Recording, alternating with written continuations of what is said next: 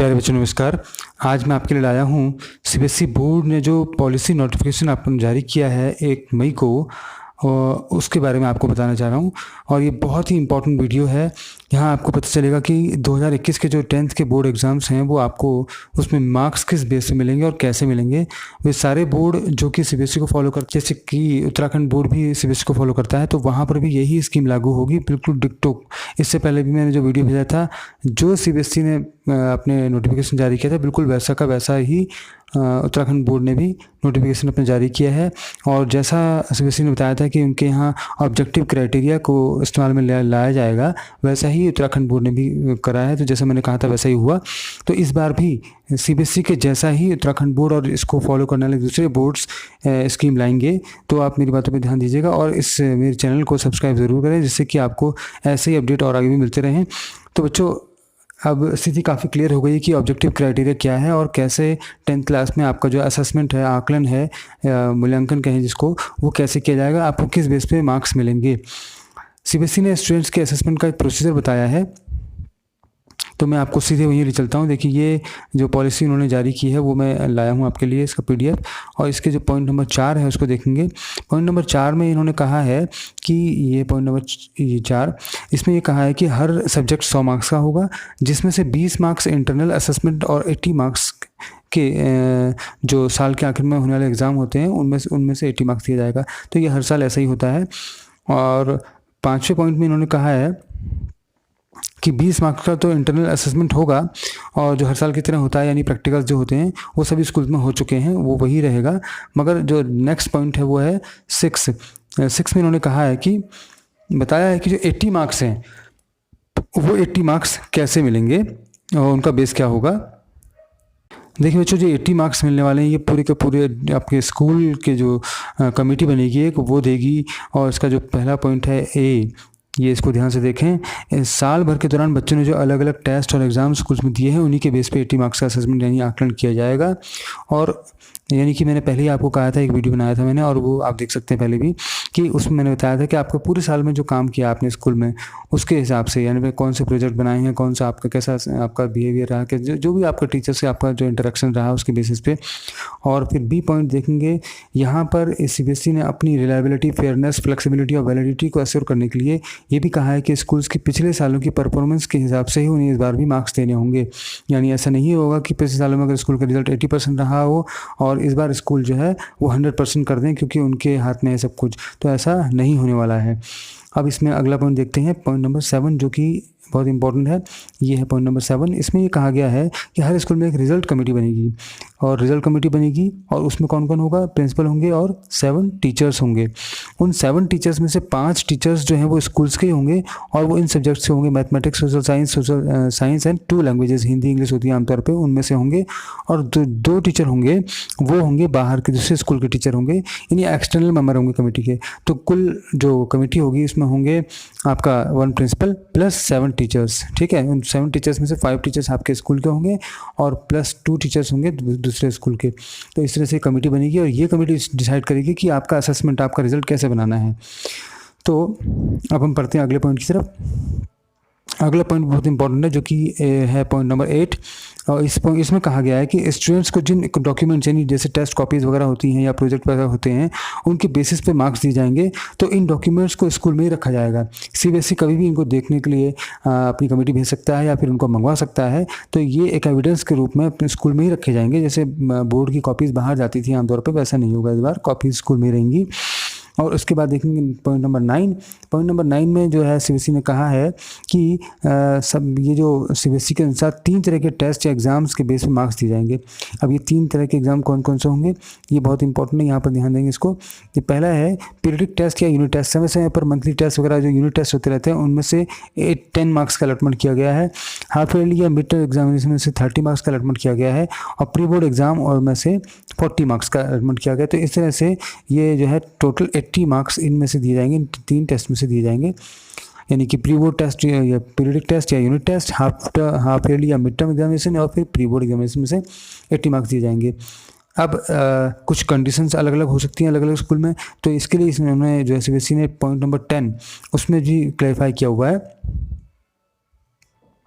यहाँ पर point number 10 में कि भाई ऐसा भी हो सकता है कि स्कूल ने तो कई टेस्ट कराए हैं, यहाँ उन्होंने कहा है कि एक ही टेस्ट कराया जाए, जैसे पीरियडिक टेस्ट एक ही हो, यूनिट टेस्ट हो सकता है भाई कि स्कूल ने कई सारे पीरियडिक टेस्ट कराए, यूनिट टेस्ट कई सारे कराए हैं, हाफ ईयरली एग्जाम 2 करा दिए हों, प्री बोर्ड 2 करा दिए हों, तो क्या करना है। तो इसको इन्होंने कहा है कि रिजल्ट कमेटी को ये अधिकार दिया गया है कि वो सभी टेस्ट का एवरेज ले सकती है, यानी जितने भी टेस्ट उन्होंने कराए हैं स्कूल में उनका एक एवरेज निकाला जा सकता है। और ये एवरेज ऑफ द 3 एग्ज़ाम्स, मान लीजिए 3 एग्ज़ाम लिए किसी स्कूल ने, 3 प्री बोर्ड लिए हैं या 3 कोई भी एग्ज़ाम लिए हैं, तो उनका एवरेज निकाला जाएगा। या फिर take the best performance in the 3 test में से जिसमें अच्छे मार्क्स आए वो लेंगे। या फिर ये जो कह रहे हैं कि आप स्कूल को जो कमेटी को जो सही लगता हो सकता है हर एग्ज़ाम को अलग मार्क्स का वेटेज दिया जाओ, तो जैसा कमेटी को लगे वैसा वो कर सकते हैं। इसका जो है पॉइंट नंबर 11 में कहा गया है कि हो सकता है कुछ स्कूल ऐसे भी हों जहाँ पर इन 3 टेस्ट में से कोई एक एग्ज़ाम ना हुआ हो, मान लीजिए पीरियड टेस्ट हुआ हो और मान लीजिए ये 3 एग्ज़ाम हैं और इन 3 में से हो सकता है कि पीरियड टेस्ट यूनिट टेस्ट हुए हैं, ये दोनों एग्ज़ाम नहीं हुए, हाफ ईयरली एग्ज़ाम नहीं हुआ, प्री बोर्ड नहीं हुआ, या फिर ये हो सकता है कि हाफ ईयरली हुआ है, पीरियड टेस्ट नहीं हुआ और प्री बोर्ड नहीं हुआ, तो कोई भी कंडीशन हो सकती है। तो ऐसा जहाँ पर इन 3 टेस्ट में से कोई एक एग्ज़ाम ना हुआ हो या फिर तीनों एग्ज़ाम ना हुए हों, तो रिजल्ट कमेटी को अधिकार है कि वो 80 मार्क्स के लिए कौन सा बेस चुनती है। अगर एक ही एग्ज़ाम हुआ है तो हो सकता है कि एक ही एग्ज़ाम को बेस बना ले, अगर 2 एग्ज़ाम हुए हैं तो हो सकता है 2 एग्ज़ाम को बेस बना ले, तो वो रिजल्ट कमेटी के ऊपर डिपेंड करेगा। पॉइंट नंबर 13, सीधे हम 13 पे जाते हैं क्योंकि जो आपके लिए इंपॉर्टेंट मैं वही बता रहा हूँ। ये है पॉइंट नंबर 13 का जो ए पार्ट है वो देखिएगा। 13 में ए में लिखा हुआ है स्कूल्स को अपने पिछले 3 सालों के बोर्ड रिजल्ट्स के आसपास ही इस साल का रिजल्ट रखना होगा।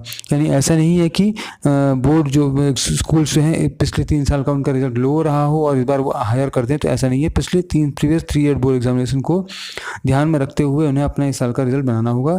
केवल +2 या -2 मार्क्स का ही अंतर आ सकता है, ज़्यादा अंतर नहीं रख सकते।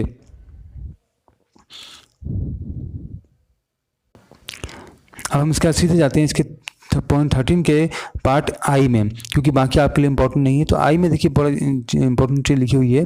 इसमें लिखा हुआ है हो सकता है कि भाई जो आपके रिजल्ट कमेटी बनी है स्कूल में उसने कोई एग्ज़ाम कराए मगर फिर भी वो आपको मार्क्स देने में किसी बच्चे ने अटेंड किया, किसी ने नहीं किया, कुछ भी कंडीशन हो सकती है और वो आपका मार्क्स को डिस्ट्रीब्यूट करने में असमर्थता जता रही हो, रिजल्ट कमेटी स्कूल की कमेटी उनको समझ नहीं आ रहा हो, तो क्या कर सकते हैं। तो उन्होंने कहा है कि आप ये भी कर सकते हैं कि 9th क्लास का जो परफॉर्मेंस रहा हो बच्चों का, या फिर बच्चों को कोई प्रोजेक्ट दिया गया हो उस पर उनका जो परफॉर्मेंस रहा, जो उनका जैसा उन्होंने किया है काम, उसके आधार पर या इन दोनों के आधार पर 80 मार्क्स में से मार्क्स दिए जाएंगे। यानी कि प्रोजेक्ट बेस भी हो सकता है, क्लास 9th का भी बेस हो सकता है, तो ये भी इनका आधार बन सकता है आपको मार्क्स देने का। तो ये बात मैंने आपको पहले भी बताई थी पिछले वीडियो में, तो यही बात सच साबित हुई है। अब अगला देखते हैं पॉइंट नंबर, सीधे हम जाते हैं 19 में, क्योंकि बाकी के पॉइंट्स आपके काम के नहीं हैं। पॉइंट नंबर 19 देखेंगे, ये है पॉइंट नंबर 19।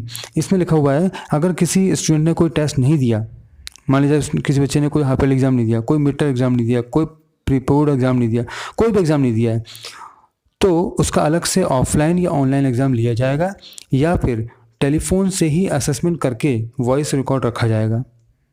ठीक है, अगर मान लिया जाए कि सभी बच्चों ने, तो बाकी बच्चों ने तो दिया है कोई half yearly exam, mid term exam या प्री बोर्ड, मगर एक बच्चा ऐसा है जिसने कि कोई भी एग्जाम नहीं दिया, तो उसका जो है ऑफलाइन या ऑनलाइन एग्जाम लिया जाएगा। या फिर ऑफलाइन ऑनलाइन एग्जाम नहीं ले पा रहे हैं टीचर्स या रिजल्ट कमेटी, तो टेलीफोन में ही उससे कुछ सवाल पूछकर और उसको रिकॉर्ड करके रखा जाएगा और उसके बेसिस पे उसको नंबर दिए जाएंगे।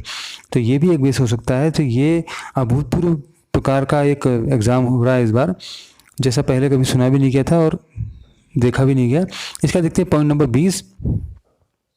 कुछ बच्चे ऐसे भी हो सकते हैं कि अपनी किसी डिसेबिलिटी के कारण वो कोई जो किसी भी तरीके का कोई असेसमेंट ना कर पाएँ, हो सकता है उनको सुनने में दिक्कत हो या कुछ कोई भी तरीके हो सकते हैं। तो क्या कर रखा है इन्होंने, कह रखा है कि कोई भी तरीका, यानी कि मान लीजिए उसका स्कूल में पोर्टफोलियो, उसका कोई प्रेजेंटेशन हुआ हो, कभी कोई प्रोजेक्ट बनाया हो, कभी क्विज में पार्टिसिपेट किया हो, कभी उसका कोई ओरल टेस्ट लिया हो, किसी के भी बेसिस पे उसका असेसमेंट किया जा सकता है। यानी कि कुछ भी करके आपका असेसमेंट किया जाएगा और उसके बेस पे आपका मार्क्स दिए जाएंगे।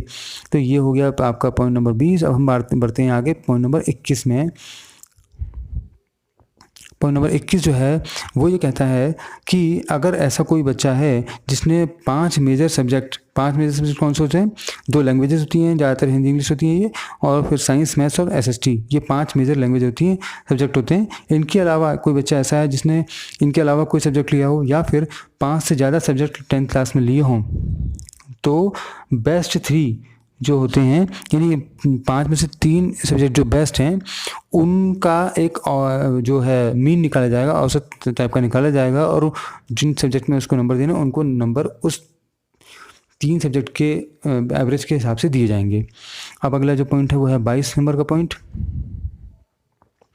भाई कुछ बच्चे ऐसे भी हो सकते हैं जिनको कि ग्रेस की ज़रूरत पड़ रही है, तो ग्रेस जैसे पहले देता रहा है सीबीएसई वैसे ही देता रहेगा। तो ऐसे बच्चे जो कि ग्रेस देने के बाद भी क्वालिफाइंग जो मार्क्स हैं वो नहीं ला पा रहे हैं, तो उनको एसेंशियल, रिपीट और कंपार्टमेंट कैटेगरी में डाल दिया जाएगा, यानी कि उनका फिर से कंपार्टमेंट एग्ज़ाम होगा, और कंपार्टमेंट एग्ज़ाम जो होगा वो स्कूल लेवल पर ही होगा। ये पॉइंट नंबर जो है हमारा नेक्स्ट इसमें लिखा हुआ है कि जो कंपार्टमेंट एग्ज़ाम होगा वो स्कूल लेवल पर ही होगा। उसमें सैम्पल क्वेश्चन पेपर जो सीबीएसई प्रोवाइड कराता है उसको ही एक टेस्ट लिया जाएगा, और वो टेस्ट कैसा होगा? ऑब्जेक्टिव टाइप टेस्ट होगा। ऑब्जेक्टिव टाइप टेस्ट में से इसको कंपार्टमेंट एग्ज़ाम में लिया जाएगा और उनको रिजल्ट क्लियर किया जाएगा। तब तक मान लीजिए तब तक जो है उसका बच्चे ने कंपार्टमेंट का एग्ज़ाम देना है, उसको टाइम लग रहा है, तो फिर तब तक वो क्लास 11th में बैठ सकता है, वहाँ की क्लास 11th की पढ़ाई कर सकता है। अब जो है अगला जो पॉइंट है इंपॉर्टेंट है वो है पॉइंट नंबर 26। 26 नंबर में लिखा है कि जैसे कि अभी तक होता आया था कि पिछले एग्ज़ाम्स में कि जो मार्क्स का वेरिफिकेशन का बच्चे कर पाते थे, है ना, कि या फिर आंसर शीट की फ़ोटोकॉपी ले पाते थे या रिवैल्यूएशन के लिए अप्लाई कर पाते थे, तो इस बार इसमें नहीं होगा। 2021 के बोर्ड एग्ज़ाम्स में ऐसा नहीं होगा, क्योंकि असेसमेंट आपके स्कूल लेवल पे हो रहा है, तो ये आपको परमिशन इस बार नहीं दी जाएगी। अब अगला पॉइंट देखते हैं, सीधे जाते हैं पॉइंट नंबर 30 में। पॉइंट नंबर 30 जो है वो कह रहा है कि ये भी बहुत इंपॉर्टेंट है। वो ये कह रहा है कि स्टूडेंट क्लास 11 में कोई भी सब्जेक्ट ले सकते हैं, स्ट्रीम का कोई भी बैरियर नहीं है, तो कोई भी सब्जेक्ट ले सकते हैं, कॉम्बिनेशन ले सकते हैं विदाउट एनी स्ट्रीमिंग। कोई भी कॉम्बिनेशन आप ले सकते हैं क्लास 11 में। और जो लास्ट पॉइंट इसमें रह गया है वो है पॉइंट 31 में ये कह रहे हैं कि जो बच्चे प्राइवेट हैं या पता चाह रहे हैं, सेकंड चांस कंपार्टमेंट कैंडिडेट हैं, उनके लिए अलग से एक असेसमेंट स्कीम अनाउंस की जाएगी।